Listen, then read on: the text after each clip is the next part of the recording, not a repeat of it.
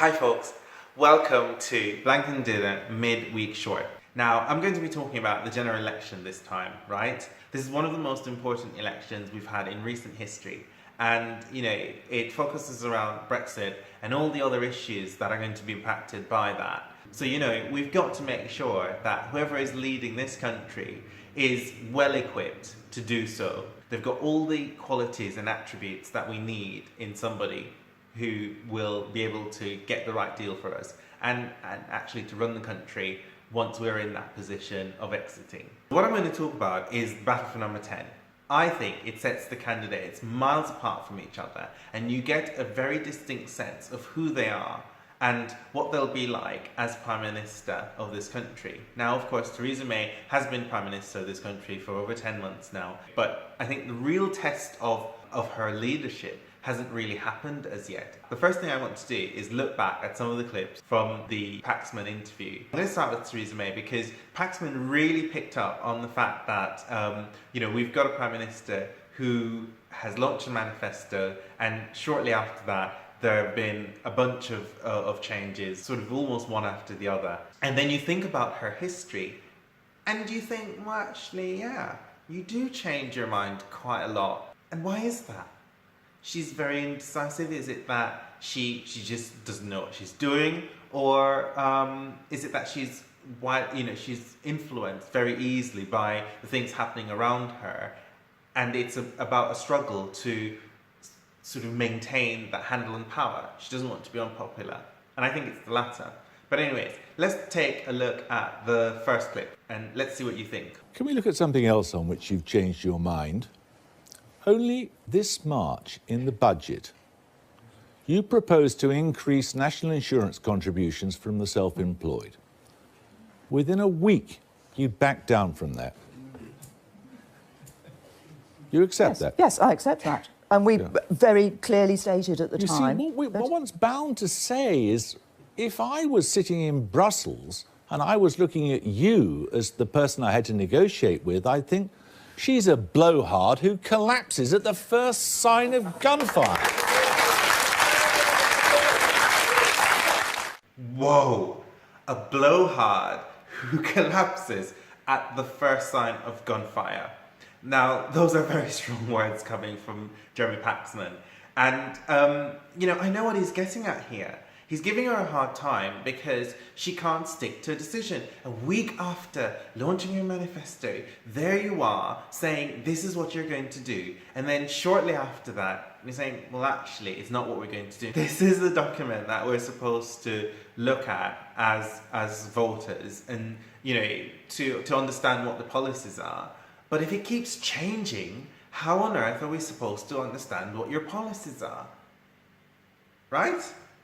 So he continues down the road of challenging her on the fact that she has been a bit of a flip-flopper and that she doesn't stick to her decisions.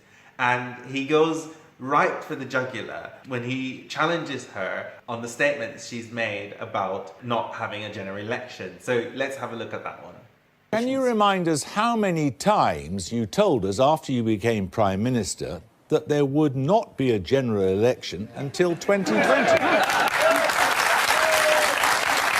You did, didn't you? I mean, I got to a grand total of 6 times on which you or your spokesman said there wouldn't be one. So there you go. 6 times we were told that there wasn't going to be a general election, and here we are having a general election. She's saying that the reason for this is that once she'd got to the point of triggering Article 50, she came to the realisation that the other parties weren't going to play a ball, and she needed to do something in order to take back power. So let's listen to her response on that and let's see what you think. That other parties want to frustrate that process of those Brexit negotiations. We have the Liberal Democrats wanting a second referendum. That's all happened since March, has it? We have well, actually, it was March. It was in March that I triggered Article 50 by writing the letter to the European Council. It was in March you told us we didn't need to have a general election because it would destabilise the country until 2020. So there you go. It's more of the same thing. She's said this before. The other parties were frustrating the process in order to secure a strong deal. Blah blah blah. Whatever. I don't believe it. I honestly don't. She hasn't said anything different, and I do hate it when politicians, and I know they have to some extent, sort of say the same things over and over again to similar questions, but. On this occasion, it would have been better, I think, if she'd really sort of taken the opportunity to talk about what she thought might have gone wrong had she not called the general election. It's not the greatest answer, is it? I mean, okay, so the other parties, she claims, were frustrating the process. She didn't think that she was in a position to continue the negotiations. Isn't this really about Theresa May wanting to have things her way and not wanting for people to be in a position where they can challenge her? Surely you'd want to be challenged by the opposition so that when you are doing the right thing. Who's going to hold you accountable if there's no one there to challenge you? And, this is not a dictatorship. So it's not about going out there and making decisions on your own. It's about listening, surely. And I don't think she's up for that. I think she's up for just doing what Theresa May wants to do. And if she can't do that, she's going to throw her toys out of the pram and she's going to make a lot of noise about it. And she wants what she wants. And this is what she's doing now. And I don't think it's necessarily going in her favour. The other point that I wanted to make around Theresa May is that, as a gay voter, we've also got to be very, very aware that when Brexit happens, a lot of the protections that we now enjoy could be jeopardised.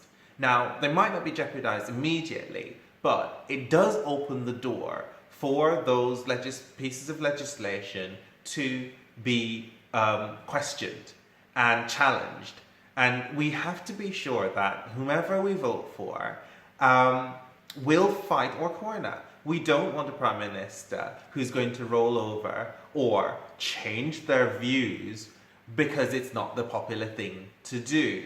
What we don't want is a Prime Minister who does not recognise the importance of LGBT rights or isn't in favour of them. Now, Theresa May has had a very checkered voting history on LGBT issues. We know that. She says she's changed her views on LGBT rights and that if she could go back, she would vote differently.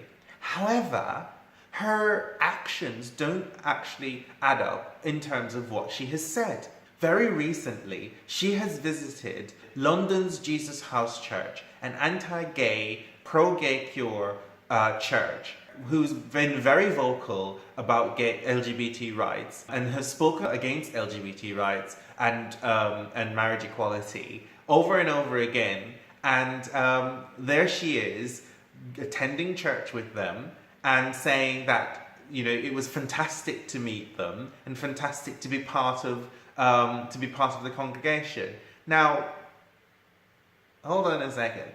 If you are somebody who values LGBT rights and you support them, how could you associate yourself with a group of people and a movement that are contrary to your beliefs? It just doesn't add up. And this is what worries me about Theresa May and LGBT rights. I do not trust her with my rights. Now, let's go back to the battle for number 10, because I want to look at Jeremy Corbyn. He came across, in my opinion, as being very warm and very relatable. Now, I should mention that it's only in the last few months that I've actually started to like Jeremy Corbyn, because even when he was campaigning to be leader of the Labour Party, I really didn't like the guy. I didn't think he came across as being a credible leader, and quite frankly, I had zero confidence in him. However, like I said, in recent months, that view has changed. And this is because I've learned a bit about him. I've learned a bit about his values, and I can see that he's very consistent with them. And I like that, because I think consistency is something that we need in a leader. And, he's never, as far as I'm aware, and from what I have seen and the bit of research that I've done, he's never really changed his views around, for example, social equality, and, you know, indeed, he has voted consistently in favour of LGBT rights, and that's important to me. In his Q&A with Paxman, he came across very warm, you know, very, very relatable, and I think the audience there really sort of connected with him. They laughed with him rather than at him. So the first video that I want to show you is one that I just found really funny, and I think speaks to his sort of personality of being very warm and very open. It's one where Paxman sort of wanted to take a little bit of a dig at him, but he dealt with it so well and with a bit of humour, and I think that came across really, really well. So let's have a look at that one. There is nothing in this manifesto about getting rid of the monarchy, which is another thing you believe in, isn't it? Look, there's nothing in there because we're not going to do it. But you do believe in it, don't you? Listen, it's not on anybody's agenda. It's certainly not on my agenda. And you know what? I had a very nice chat with the Queen.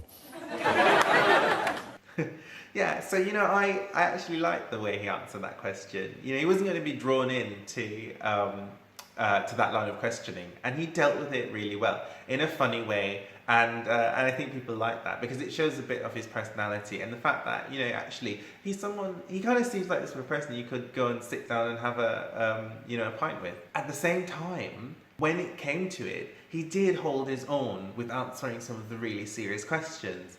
And this next clip proves that. You know, he's answering a really tough question around defence. So let's have a look at that one.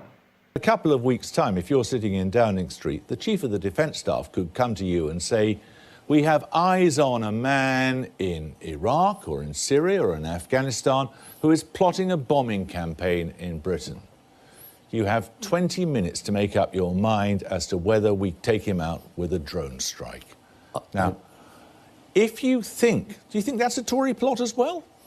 I would want to know the circumstances, the evidence, and what would happen. It's happened before. And also what the effect of it would be on innocent civilians around. Because you would be prepared to take such a decision, listen, would you? You would be prepared to take such a decision. Taking somebody, killing somebody actually happened outside Parliament, what, a month ago, didn't it? Yes. And I think you have to look at all the evidence that's there. But you can't answer a hypothetical question without the evidence around it. But it's not really hypothetical. It's a completely hypothetical with David Cameron question. and Jihadi John. It's a completely hypothetical question. We have to look at the evidence that's there at the time. You would be prepared. We have to look at the evidence that's there at the time to make that fatal decision one way or the other. I think he dealt with that really, really well. He wasn't going to answer this question as a yes or no. And you know what? Fair enough, because quite frankly, it is not a yes or no question. What he was saying was that he would make a decision, but what he wouldn't do is make a decision without the facts. And I don't think that means that he wouldn't make a decision quickly. It just means he needed to have all the facts. At the end of the day, what he was saying was that he's going to have to make a decision about taking a life. And if he's going to do that, he wants to know that he's going to get it right. And he also talked about some other important things like, you know, considering, you know, civilian casualties and, you know, weighing up all of the facts before making a decision. I think that's reasonable. Come on, isn't that what we want from a leader? You know, he's got to be measured in his thinking, and he's got to think rationally as well. We don't want some sort of buffoon running around just making snap decisions, do we? You know, this is not America. So the next clip I want to show you is the one that I really like, because what it really shows is who Jeremy Corbyn is. These are his core values, and the values that he's held for a very long time and has consistently held. And so let's take a look at that, because, you know, I think this is one of those times when he really sort of, you know, he's being very honest and open and genuine. So let's have a look at that. I'm fighting this election, Jeremy, on something very important. Yeah, that is the levels of poverty in our society, the levels of children that are not supported properly in our society. I'm fighting this election. Reflects your beliefs. Jeremy, I'm fighting this election on social justice. I'm fighting this election to give us a There's stronger whole- economy for the future. There's a whole series of things that you couldn't even persuade your own party to put in the manifesto that you believe in. Jeremy, this manifesto reflects what would be a profound and very good change in our society. Because for the first time, you'd have a government that was saying, you cannot go on loading our students with debt. You cannot go on overcrowding our classrooms. You cannot go on underfunding our hospitals. You have to invest by all of us for the future of all of us. Sure. I don't want to live in a country of food banks. I don't want to live in a country of homeless people. I want to live in a country that actually does seriously care for all. So, you know, what you saw from that, you know, he talked about social justice, he talks about social equality and, you know, the things that he's passionate about. And he spoke very passionately. And I think, you know, that is the sort of leader that we want. You know, as I said, interestingly, on the issue of LGBT rights, he's consistently voted in favour of LGBT rights, and he continues to do that. And he has said that, you know, if he becomes Prime Minister, you know, he will be looking at acknowledging historic LGBT issues within the school curriculum and making sure that they're recognised as part of the history lesson, and also highlighting the fight for equality by the gay community. And I think that's a positive thing. He has also talked about making a formal apology to the gay community for the restrictive legislations that have previously been in place. And, you know, whilst for me that's not so much a big issue, what I think is important about that is that it shows his genuine acknowledgement that things had gone wrong, and his commitment moving forward to making sure that those things don't happen again. And I think that's what that's more about, and that's the reason why I actually you know, think that's a really positive thing. They are my views. You know, as usual, please remember to subscribe, jump in on the conversation by commenting. I'll always respond to those. Or find me at Twitter at Sir Corey or at Blank and Dinner. Always respond to your messages there as well. Looking forward to talking to you guys. See you soon.